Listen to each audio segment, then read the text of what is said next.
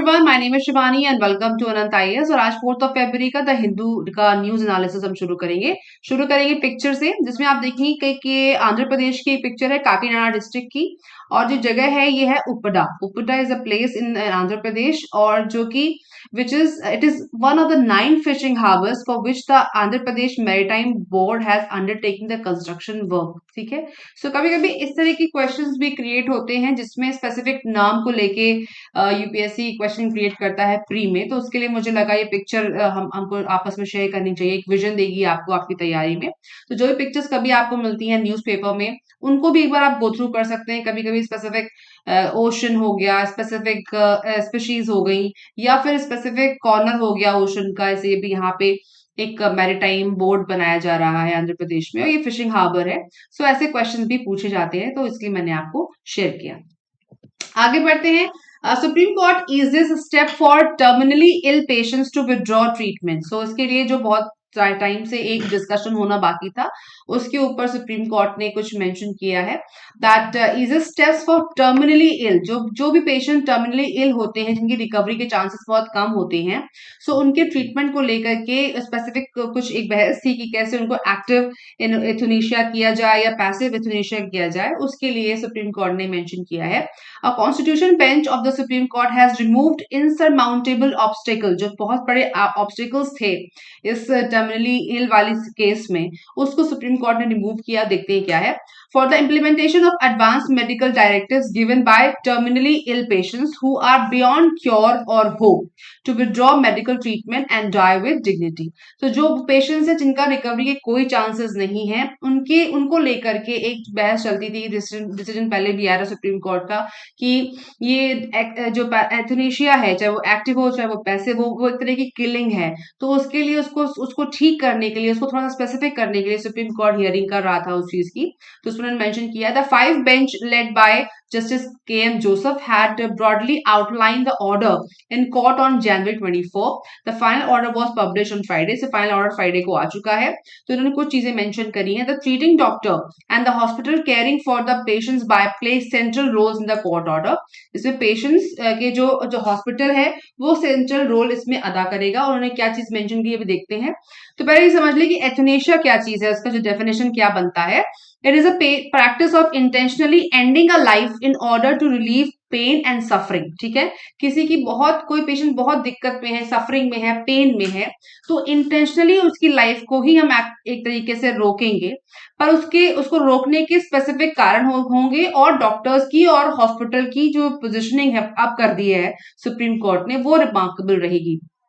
Definition अगर समझना चाहें थोड़ा सा, और जरूरी तो नहीं है पर फिर भी अगर डेफिनेशन में जाएं, the word euthanasia was first used in medical context by Francis Bacon in the 17th century to refer to an easy, painless, happy death during which it has a physician's responsibility to alleviate the physical suffering of the body। ठीक है, तो कोई बहुत pen, जिसको किसी को painless happy death, या फिर जो बहुत दिक्कत में है उसको आसानी से मृत्यु प्राप्त हो जाए, इसके लिए फिजिकल सफरिंग्स को कम करने के लिए जो स्टेप था वो शुरू हुआ था 17th सेंचुरी में। और ये वर्ड वहां से आ रहा है, और पहली बार मेडिकल कॉन्टेक्स्ट में फ्रांसिस बेकन के द्वारा यूज किया गया। ठीक है, तो ये इसकी डेफिनेशन है।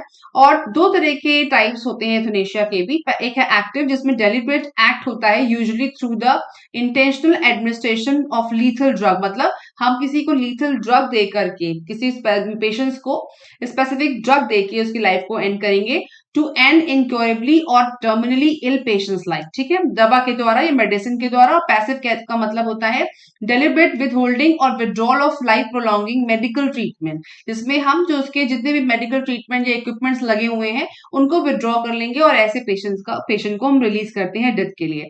सो 2 तरीके हैं, सिर्फ समझाने के पर्पज से ऐसा पूछा नहीं जाएगा, लेकिन सिर्फ समझने के लिए कि केस एक्चुअली क्या था। तो इसके ऊपर सुप्रीम कोर्ट का पहले भी वर्डिक्ट आया था, पर सुप्रीम कोर्ट ने कहा कि जो मेथड है उसको थोड़ा और स्पेसिफिक या स्ट्रीमलाइन करा जाना चाहिए। उसके लिए ये ऑर्डर फाइनली सुप्रीम कोर्ट का आया है।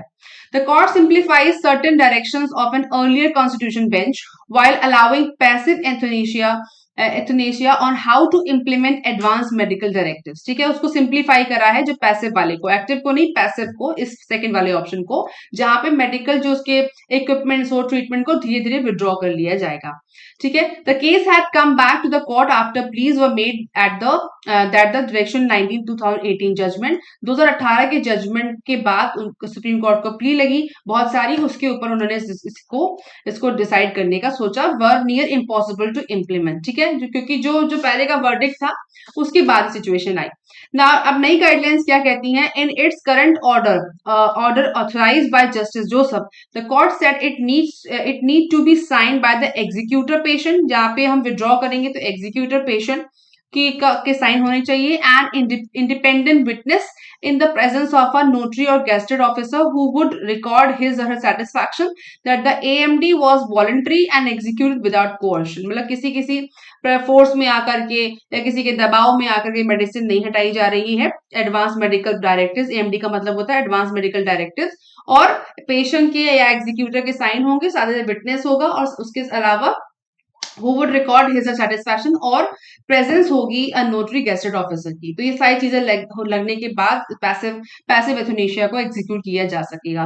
The AMD if the executor chooses may be made part of the digital health record. अब ध्यान दीजिए, ये जो आर्टिकल है वो कुछ इस आर्टिकल का एक्चुअली यूज किया, प्री में पूछने लायक क्या है इसके अंदर या मेंस के लिए क्या है।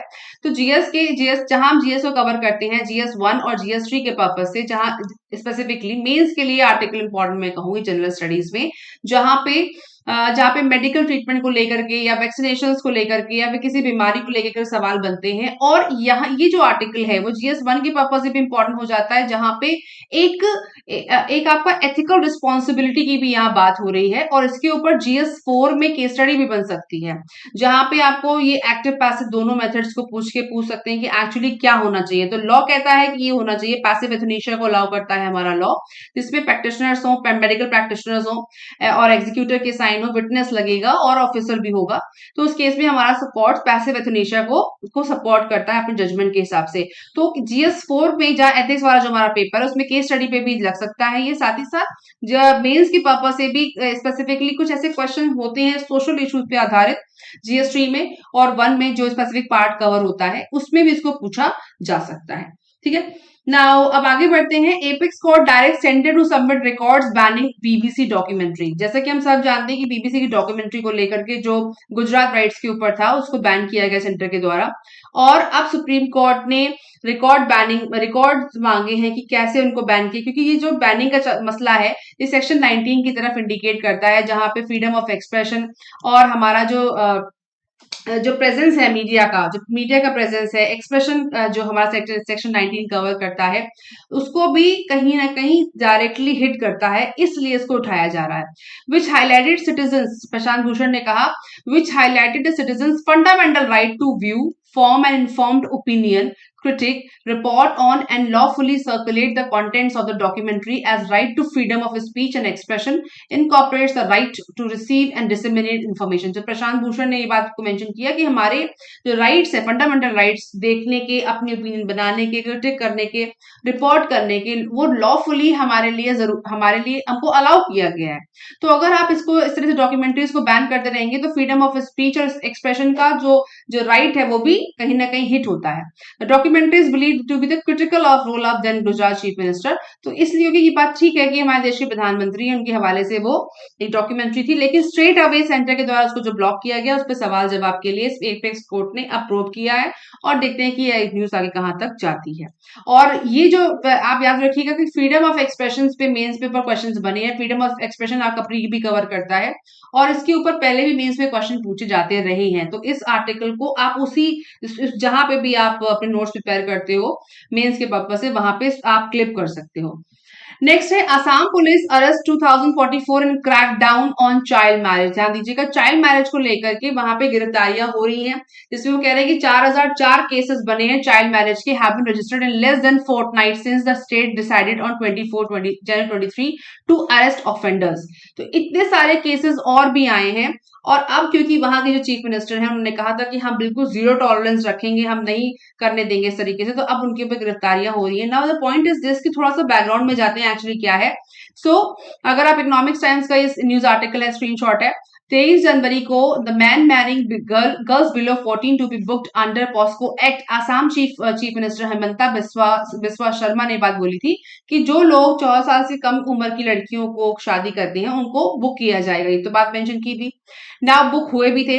असम उसी के साथ the Assam government had decided to try male marrying female below 14 years of age under POSCO. Assam government have directed police to launch a crackdown on those engaged in child marriage. ये तो एक बात उन्होंने बोली थी, क्यों बोली थी कि NFHS जो हमारा है national family health survey 5 showed that 11.7% of women aged between 15 to 19 years who are married were already mothers are pregnant during the period of survey. तो ये जो डेटा है ना, इसके हिसाब से उन्होंने सोचा, इन्होंने जो वहां के असम ने इस बात को मेंशन किया था कि जो हमारे यहाँ के नंबर्स हैं वो पूरे स्टेट, इस पूरी कंट्री के नंबर से बहुत ज्यादा है, अभी वो देखेंगे। उसके बाद उन्होंने कहा कि he added state cabinet decided that legal action under the protection of under POSCO act will be taken against anyone who marries a girl under 14 years। ठीक है, तो ना समझने वाली बात ये है कि वहां पे इतना बड़ा डिसीजन क्यों लिया जा रहा है। तो आप देखिए कि जो सर्वे के हिसाब से जो NFHS का सर्वे है उसमें डुबरी और साउथ सलमारा सारे के सारे जो असम का ही नंबर 31.8% जो है वहां के जो बच्चियां हैं 14 साल से कम उम्र की बच्चियां हैं उनसे शादी की जाती है और जो पॉस्को के हिसाब से इलीगल है। सो ये 50.8 से डुबरी का ही नंबर है, जबकि उन्होंने मेंशन किया कि जो ये नंबर है the state has an average of 31% in marriage, जो कि पूरे इस कंट्री के नंबर से भी ज्यादा है। ठीक है, Sharma said there are 1 lakh child marriage cases and police in next 15 days will launch crackdown and take legal action. So ये लीगल एक्शंस इसलिए किए जा रहे हैं क्योंकि उन्होंने ये स्टेटमेंट दिया था और यहाँ पर फाइनली जो ये जो जल्दी एज की जो शादियां होती हैं उससे क्या होता है, मैटरनल मोर्टेलिटी रेशियो बढ़ता है और जिसकी वजह से जो इन्फेंट मोर्टेलिटी रेट है वो भी इम्पैक्ट करता है और ये एक बड़ा नंबर है। बट समझने वाली बात यहाँ पे ये है, अगर आप देखें थोड़ा सा एनालाइज करें कि अगर सोशल इश्यूज पे हम ध्यान दें तो इसमें क्या ऐसे करने से लोग मान जाएंगे, या अगर पॉस्को को आप गिरफ्तारी करने से इस तरीके से इंप्लीमेंट करना चाहते हैं कि लोग शादी ना करें कम उम्र की बच्चियों से, तो क्या ये राइट मेथड है? ये मैं क्वेश्चन मैं नहीं उठा रही हूँ, एक समझने के लिए हम समझ रहे हैं कि एनालिसिस करने के प्रभाव से कि क्या ये सही तरीका है। तो इसके ऊपर अगर ये पॉस्को क्या कहता है वो तो ठीक है, लेकिन is that the right way to put something under curbs, मतलब ये क्या सही तरीका है? इस पे मुझे लगता है कि मेंस के ऊपर क्वेश्चन बन भी सकता है जहां पे इस चीज को आप ऐड कर सकते हो। अगर आप सोचो कि रियल टाइम में अगर आप किसी स्टेट के या किसी स्पेसिफिक डिस्ट्रिक्ट के मजिस्ट्रेट हैं या फिर आप वहां पे अपॉइंटेड ऑफिसर हैं, तो अगर आपको बोला जाए कि सीधे आप जाकर के पॉस्को अप्लाई करो और सीधे के सीधे लोगों को गिरफ्तार करो जो लोग शादी कर रहे हैं कम उम्र की बच्चियों से, तो कितना सही है?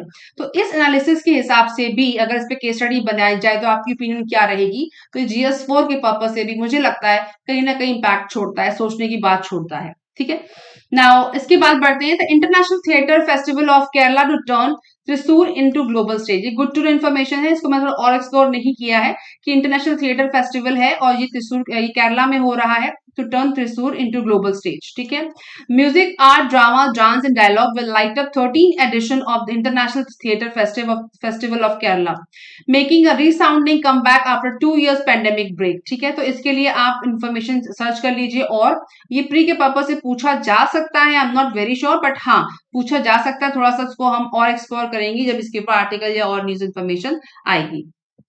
Now, Indian company I drops linked with 55 adverse events in US। ध्यान दीजिएगा, कुछ दिन पहले एक और इवेंट हुआ था, उसको भी हम समझेंगे। तो अब ये इवेंट क्या कह रहा है, ये जो केस आया है इंडियन कंपनीज आई ड्रॉप के ऊपर है, किल 55 एडवर्स इवेंट्स इन US। तो ये अब आई ड्रॉप को लेकर के कहानी आ गई है। Global pharma health care recalls product from US market after CDC warns of infections and loss of vision, contamination has been suspected. ये जो आई ड्रॉप है वो इंडियन कंपनी ने बनाया था, उसके ऊपर सस्पेक्ट किया गया है कि उसको आंखों में आई ड्रॉप डालने से कंटामिनेशन हुआ है, बैक्टीरिया डेवलपमेंट हुआ है और कहीं कहीं विजन लॉस भी हुआ है। The CDC was investigating a multi-stage outbreak of drug resistance infection cases which it linked to the use of artificial tears lubricant.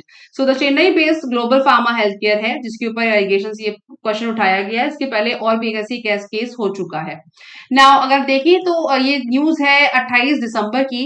18 children dead due to cough syrup made by Indian firm says Uzbekistan. इसके पहले Gambia में भी एक specific case हुआ था जहां पर जो सिरप पी रहे थे बच्चे, उसमें सॉरी डाइथिलीन ग्लाइकोल और इथिलीन ग्लाइकोल मिला था कफ सिरप में, जिसकी वजह से कुछ बच्चों की वहां डेथ हो गई थी। वो भी केस है। फिलहाल ये दूसरा केस उसी उसी चीज में आ गया है। Another feather in the cap, जो पॉजिटिव तो नहीं है, नेगेटिव है, लेकिन ये फिर भी हेल्थ वाले सेक्शन में इंपॉर्टेंट हो सकता है। इसमें इसमें और भी चीजें जीएस के पर्पज से इंपॉर्टेंट है, पर ये जो चीज है ना कि एथिलीन एथिलीन ग्लाइकोल, डिएथिलीन ग्लाइकोल, ये आपके प्री में पूछा जा सकता है। ऐसे सब्सटेंसेस पहले भी पूछे गए हैं प्री में, तो उसको आप दिमाग में रख सकते हैं। ठीक है। नाउ नेक्स्ट है, Antony Blinken postpones China's visit after spy balloon is detected over US. So ये एक ऐसी घटना है जो दोबारा हुई है, पहले भी हो चुकी है हिस्ट्री में। So now Beijing acknowledges that the balloon was from China. China ने एक बलून अमेरिका के ऊपर छोड़ा है, और ऐसा कहा जा रहा है कि वो स्पाई बलून है, और इसकी वजह से एंटनी ब्लिंकन ने चाइना की विजिट को पोस्टपोन किया। But says it is a civilian airship use for research. उन्होंने कहा रिसर्च के लिए है, मेनली मेट्रोलॉजिकल पर्पस के लिए है, और इसका कोई स्पाई से मतलब नहीं, ऐसा उन्होंने क्लेम किया। बट इसके होने से क्या हुआ, United State secretary of state Antony Blinken highly anticipated to visit to China set for next week, the first by a top American diplomat since 2018 के बाद। पहले वो डिप्लोमेट थे जो यूएस जो चाइना जाने वाले थे, पर इस स्पाई बलून की वजह से उनकी यात्रा को इनडेफिनेट टाइम के लिए रद्द कर दिया गया है। नाउ इसको एक्नॉलेज भी किया चाइना ने कि ये सही नहीं हुआ, रिग्रेट भी किया, लेकिन अब तो ये हो गया। द पॉइंट इज दिस कि ये इतना प्रोपेगेंडा क्यों है, क्योंकि अगर ध्यान दें कि हिस्ट्री में जाएं, during world war two Japanese military try to loft incendiary bombs into US territory using balloon. मतलब बलून का यूज कर करके, हीलियम बलून है एक्चुअली, हीलियम की गैस भरी होती है इसके अंदर, तो इसके यूज करके जापानीज मिलिट्री ने बॉम्बिंग की थी यूएस के ऊपर। ड्यूरिंग द कोल्ड वॉर का टाइम पे यूएस ने कई सारे ऐसे बलून्स इंटेलिजेंस पर्पज से सोवियत यूनियन और चाइना पे भेजे थे, ऐसे कई सारे बलून। अब वापस चाइना ये बलून यूएस पे छोड़ रहा है। फिलहाल ये जो बलून है वो सेंट्रल यूएस में है, मोन्टाना के ऊपर, और लोकेट काफी दिन से किया गया। फाइनली पता चला कि ये बलून ही है स्पाई बलून। कैसे, क्योंकि अगर ध्यान दें कि इसके पास ना सोलर पैनल्स लगे होते हैं। ये आप देख रहे होंगे, यहाँ सोलर पैनल्स दिख रहे हैं। ये नॉर्मल बलून नहीं है, इसका साइज काफी बड़ा होता है, इसके अंदर कैमरा, रेडार, सेंसर सब कुछ होते हैं। साथ ही साथ इसमें ये इसके साथ अगर आप देखिए कि फाइटर एयरक्राफ्ट 65,000 फीट तक उड़ते हैं, कमर्शियल उड़ते हैं 40,000 तक, और जो हमारा ये बलून है इसकी हाइट, इसका जो डिस्टेंस है जो ऊपर उड़ता है 80,000 से 1,20,000 फीट की ऊंचाई पर उड़ता है। मतलब इतने डिस्टेंस से ऊपर उड़ के भी ये कवरेज लेता है, सर्विलियंस करता है। सो ये जो घटना है, ये एक उस घटना को रेफर करती है जो यूएस ने कभी की थी, और कभी जापान ने वर्ल्ड वॉर 2 के समय की थी। जिस तरह के हालात आजकल चल रहे हैं, अगर आप देखिए वॉर तो चल ही रही है रशिया और यूक्रेन के बीच, पर जो सिचुएशन बन रही है उसके हवाले से ये स्पाई बलून एक इंडिकेशन देता है, एक रेड इंडिकेशन देता है, और जिसका आउटपुट ये हुआ कि उन्होंने अपनी यात्रा को यह रद्द कर दिया। अब आगे देखते हैं चीजें कैसे और डेवलप होती हैं। प्री के पर्पज से कुछ चीजें से पूछी जा सकती है, जैसे हाइट के बारे में पूछ सकते हैं, बलून के बारे में, इसमें कौन सी गैस है, वो भी हीलियम गैस होती है। Now the point is this कि मुझे ऐसा लगता है कि जो हाइट वाला क्वेश्चन है, जैसे स्ट्रेटोस्फीयर, मेसोस्फीयर के जो क्वेश्चन आते हैं ज्योग्राफी वाले, उनमें ये क्वेश्चन क्रिएट हो सकता है प्री के पर्पज से, तो आप इसे कवर अप कर सकते हैं। नाउ ये था हमारा आज का डेली न्यूज एनालिसिस, और थोड़ा छोटा था आज, लेकिन इतना ही। और विद मोर एनालिसिस आपसे मिलेंगे नेक्स्ट वीडियो में। तब तक thank you for your support, thank you for subscribing and sharing my video with your friends, और and lots of energy and delight, और कीप लर्निंग। मिलेंगे नेक्स्ट वीडियो में। Thank you for watching.